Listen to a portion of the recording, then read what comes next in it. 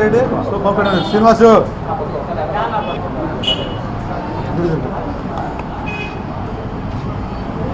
Bharatiya Janata party కొద్ది ముందర Srinivasu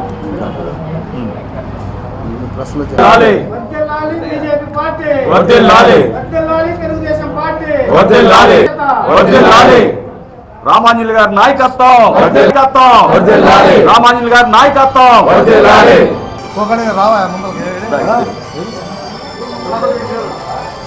BJP మద్దతు, ఐక్యత, అభివృద్ధి చెందాలి.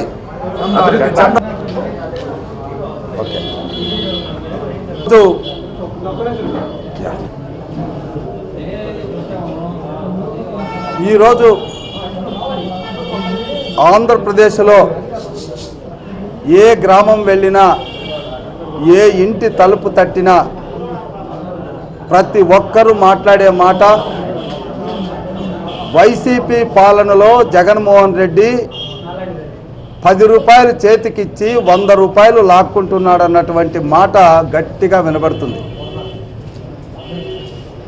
ఈరోజు సామాన్యమైనటువంటి పేద కుటుంబాలు కూడా జగన్ ప్రభుత్వం నవరత్నాల్లో చేస్తున్నటువంటి మోసాల్ని పూర్తిగా తెలుసుకున్నారు. చంద్రబాబు నాయుడు గారు 2014-18 మధ్యన దాదాపుగా పేదలకి, ఎస్సీలకు, ఎస్టీలకు 27 పథకాలు, బీసీలకు 30 పథకాలు, మైనార్టీ సోదరులకి 11 పథకాలు, కాపులకి 7 పథకాలు, ఇతర వర్గాల్లో ఉన్నటువంటి పేదలకు కూడా దాదాపుగా 48 పథకాలు వెరసి 120 పథకాలతో సంక్షేమాన్ని అందించి వాళ్ళ కాళ్ళ మీద వాళ్ళు నిలబడేటట్టుగా ఆటోలు, ఇన్నోవా కార్లు, 2-3 లక్షలతో స్వయం ఉపాధితో నడపబడేటటువంటి హోటళ్ళు కానీ, గ్యారేజీలు కానీ ఇవన్నీ పెట్టుకొని వాళ్ళ కాళ్ళ మీద వాళ్ళు నిలబడమే కాకుండా 10 మందికి ఉపాధి కల్పించినటువంటి సంఘటనలు ఇప్పుడు వాళ్ళు నెమరు వేసుకుంటున్నారు. జగన్ ప్రభుత్వంలో పథకం పేరు మీద ఇస్తున్నటువంటి 2-3 పథకాలే, అది కూడా అమ్మఒడి, భరోసా. ఈ అమ్మఒడి, భరోసాలో అమ్మఒడిలో ఇస్తున్నటువంటి 13,000 గతంలో మా పిల్లలందరికీ స్కాలర్షిప్లు వచ్చాయి. మా ఆడపిల్లలు బడికి వెళితే సైకిల్ వచ్చేది. మా పిల్లలు చురుకైన పిల్లలైతే బెస్ట్ అవైలబుల్ స్కూల్స్ ఉండేవి. మా పిల్లలు ఇంటర్మీడియట్ చదువుకుంటే మధ్యాహ్న భోజన పథకం ఉండేది, మేనేజ్మెంట్ హాస్టల్స్ ఉండేవి, ఇవన్నీ ఉండేవి. ఇవన్నీ రద్దు అయినాయి. ఈరోజు మా పిల్లలకి ఏమీ కనబడడం లేదన్నటువంటి సత్యాన్ని వాళ్ళు గ్రహించారు. అదేవిధంగా సంక్రాంతి పండుగ రోజుల్లో ఇచ్చేటటువంటి అమ్మఒడి సాయంకాలానికో 2-3 రోజులకో నాన్నబుడ్డికి 50 రూపాయలు ఉన్నటువంటి బ్రాండెడ్ లిక్కర్ని 150 రూపాయలు చేసి మా మగవాళ్ళ చేత ఆయన ఇచ్చిన డబ్బు 2-3 రోజులకే అయిపోతుంది. మేము ఈ 5 సంవత్సరాల్లో అమ్మఒడి ద్వారా పిల్లవాడికి ఒక డిక్షనరీ కూడా కొని ఇవ్వలేనటువంటి పరిస్థితి అనేటువంటిది తల్లిదండ్రుల కళ్ళు వాపోతున్నారు. మరి అదేవిధంగా 45 సంవత్సరాలు నిండినటువంటి ప్రతి పేద మహిళకు నెలకు 3,000 రూపాయల చొప్పున పెన్షన్ ఇస్తానని చెప్పినటువంటి జగన్మోహన్ రెడ్డి ఆ పథకాన్ని పక్కన పెట్టి కొంతమందికి 18,750 రూపాయలు ఆసరా రూపంలో ఇస్తున్నాడు. దాన్నే భరోసా అంటున్నాడు. వాళ్ళు కూడా గ్రహించారు. మరి మాకు పెన్షన్ ఇచ్చింటే 1,80,000 వచ్చిండేది 5 సంవత్సరాల్లో. ఇప్పుడు ఒక సంవత్సరం ఎగరగొట్టి 4 సంవత్సరాల్లో 18,750 ఇస్తే మాకు వచ్చేది 75,000. అంటే దాదాపుగా 1,05,000 రూపాయలు మా పథకాన్ని మింగేశాడన్నటువంటి విషయం వాళ్ళకు తెలిసిపోయింది. ఎప్పుడైతే చంద్రబాబు నాయుడు, పవన్ కళ్యాణ్ కలిసి బీజేపీ మద్దతుతో బాబు సూరిటీ భవిష్యత్ గ్యారంటీ ద్వారా 6 సూపర్ 6 పథకాలని ప్రజల్లోకి తీసుకెళ్ళామో, ఆ రోజుల్లో ఒక పెన్షన్ వస్తే ఈరోజు 4,000 రూపాయల పెన్షన్ అంటున్నారు. ఆ రోజు ఒక అమ్మఒడి వస్తే ఈరోజు తల్లికి వందనంలో ఎంతమంది పిల్లలకు ఉంటే అంతమందికి 15,000 రూపాయల చొప్పున వస్తుంది అంటున్నారు.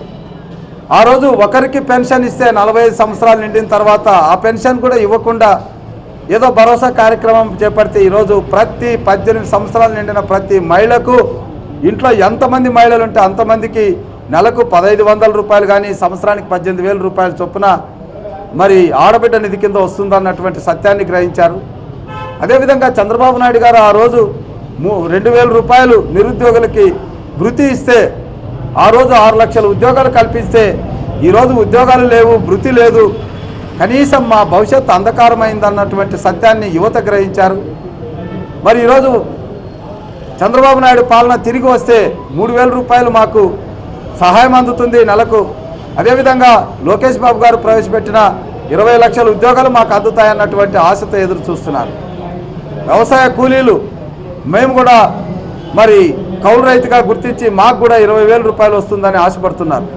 అదేవిధంగా ఇసుక ఫ్రీ అవుతుంది, మాకు పనులు దొరుకుతాయని కూలీలు ఎదురు చూస్తున్నారు. ఇలాగా అన్ని వర్గాల వాళ్ళు, ఇటు ఉద్యోగస్తులు నెల జీతం రావడం లేదు, పెన్షన్స్కి నెల జీతం రావడం లేదు, నెల పెన్షన్ రావడం లేదు, వ్యాపారస్తులకి అసలు వ్యాపారాలే లేకుండా అయిపోయినాయి. నిర్వీర్యమైనటువంటి ఈ వ్యవస్థను మళ్ళా బాగు చేయాలంటే చంద్రబాబు నాయుడు గారు రావాలి. ఆయనకు మద్దతు ఇస్తున్నటువంటి పవన్ కళ్యాణ్, మరి వీరిద్దరికి మద్దతు ఇస్తున్నటువంటి బీజేపీ, ఈ సంకీర్ణ ప్రభుత్వంలోనే ఈ రాష్ట్రం మళ్ళా బాగుపడుతుంది.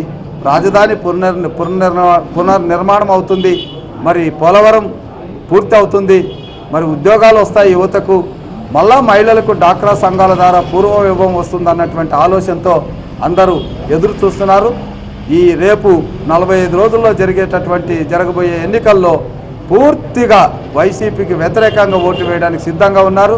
దానికి తార్కాణంగానే ఈరోజు ఒక్క పెద్ద పల్కులూరు గ్రామం నుంచే యువకులు 30 మంది, అదేవిధంగా ఒక 60 కుటుంబాలకు చెందినటువంటి మహిళలు, వాళ్ళ కుటుంబాలు ఎలా బుగ్గి అవుతున్నాయో, ఎలా అప్పులు పాలవుతున్నాయో, ఎలా నష్టాలు, ఒక సైడ్ ధరలు పెరిగి, మరొక సైడ్ పన్నులు పెరిగి, మరొక సైడ్ పనులు లేక ఎలా నష్టాలకు గురి అవుతున్నారో కళ్ళతో నీళ్లు పెట్టుకొని ఈరోజు తెలుగుదేశం ప్రభుత్వంలో జాయిన్ అవ్వడం అనేటువంటిది, తెలుగుదేశం పార్టీలో జాయిన్ అవ్వడం అనేటువంటిది తార్కాణంగా రోజు కొన్ని వందల మంది జాయిన్ అవ్వడం అనేటువంటిది చూస్తూ ఉంటే వైసీపీ ఇంకొక వారం 10 రోజుల్లో ఖాళీ అవ్వడం గ్యారెంటీ. ఇకపోతే మొన్న వాలంటీర్లు అనేటువంటి వాళ్ళు పేద పిల్లలు, ఏదో ఊర్లోనే ఉపాధి లభిస్తుంది కదా అని చెప్పి వైసీపీ ప్రభుత్వాన్ని నమ్మి 5,000 రూపాయలకి 5 ఏళ్లుగా వెట్టి చాకరీ చేస్తున్నారు. అయితే వాళ్ళ మెడ మీద కత్తి పెట్టి లేదా వాళ్ళ తల్లిదండ్రుల మీద ఒత్తిడి తెచ్చి ఈసీకి వ్యతిరేకంగా, ఎలక్షన్ కమిషన్ నియమ నిబంధనలకు వ్యతిరేకంగా వాళ్ళతో సమావేశాలు నిర్వహించడం వైసీపీ నాయకులకి సిగ్గుచేటు. అయినా కూడా వాళ్ళ పబ్బం గడుపుకోవడానికి వాలంటీర్లని, వాళ్ళ భవిష్యత్తుని నాశనం చేయడం అనేటువంటిది గమనించి మేము అలాంటిది జరగకుండా ఉండాలనే ఉద్దేశంతో వాటిని వీడియోలు తీసి ఎలక్షన్ కమిషన్కి పంపాలనే ఉద్దేశంతో అక్కడ జరుగుతున్నటువంటి సమావేశాలకి మేము దూరంగా అక్కడికి వెళ్ళేటటువంటి వాలంటీర్ల మీద వీడియోలు తీస్తుంటే మా మీద దౌర్జన్యం చేసి, మా దగ్గరికి వచ్చి మా కారు అద్దాలు పగలగొట్టి, మా ఆస్తులు నష్టం చేసి, మా వాళ్ళని గాయపరిచి తిరిగి కౌంటర్ కేసులు పెడతారు. కౌంటర్ కేసులు పెడితే ఈరోజు మాకు తెలిసింది మరి వైసీపీ ఇన్ఛార్జికి నోటీసులు ఇచ్చారు. నోటీసులు ఇచ్చి ఎక్స్ప్లెనేషన్ తీసుకొని తూతు మంత్రంగా ముగిస్తున్నారు. ఇది ఎంతవరకు సబబు? ఏదైనా నియమ నిబంధనలకు వ్యతిరేకంగా ఎవ్వరు పాల్పడినా ప్రతి సిటిజన్ ప్రశ్నించే హక్కు ఉంది. అలాంటిది ఒక పార్టీ చేస్తున్నటువంటి కార్యక్రమాల వల్ల మరొక పార్టీకి నష్టం జరుగుతున్నప్పుడు ఆ పార్టీ ప్రతినిధిగా ప్రశ్నించే హక్కు నాకుంది. చట్టం తెలిసిన వాడిని, రాజ్యాంగం చదివిన వాడిని, నాకు ఇంకొకరు నీతులు చెప్పాల్సిన పని లేదు. అలాంటిది మేము చెప్తే కౌంటర్ కేసులు పెట్టడం చూస్తున్నాం. కాబట్టి ఇవన్నిటికీ చరమగీతం ఒకటే, చరమగీతం పాడాలి.